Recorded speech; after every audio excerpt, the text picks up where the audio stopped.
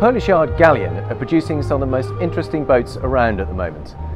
And this boat here, the new 640 Flybridge, is no exception. It's powered by a pair of 900 horsepower Volvo engines and prices start at €1.5 million inclusive of VAT.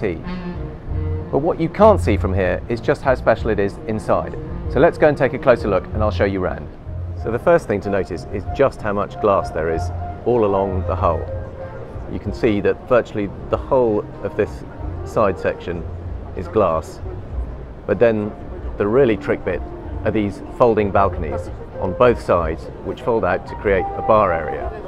And if you look underneath, you can see that they're actually made of glass, so even when they're upright you can see through them, and when you're standing on them you can see the sea beneath your feet. And this is what those balconies look like from on top. You can see how much extra floor space it creates, and you can imagine looking through that glass at the sea beneath your feet. There's a large chunk of marble countertop that folds out. It's really sturdily supported so that you can sit there with your bar stools and enjoy a drink from the galley itself. Inside you can see that same effect. You've got these huge sliding glass sections that just push aside, so you've got a complete fresh air view out on three sides, over the galley, into the cockpit and out the other side as well. So it feels really open and light in here. Moving forward from the galley, there's a huge dining area on the port side, and you can see up above the helm there's great strips of glass. You've also got an opening door by the helm itself, so everywhere you look there's sections of glass that either open or just let light in or drop down or push aside.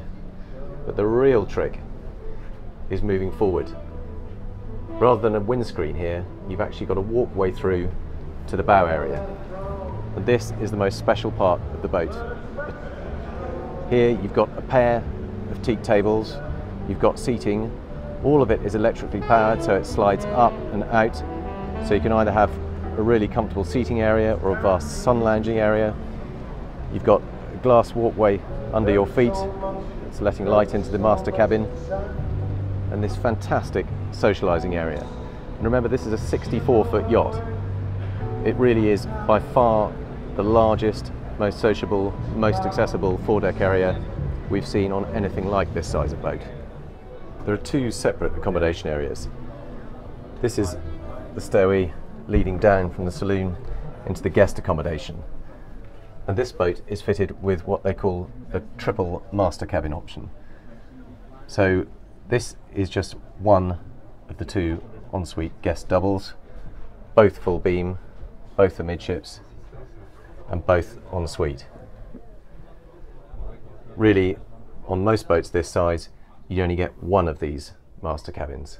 On this boat, there are no less than three.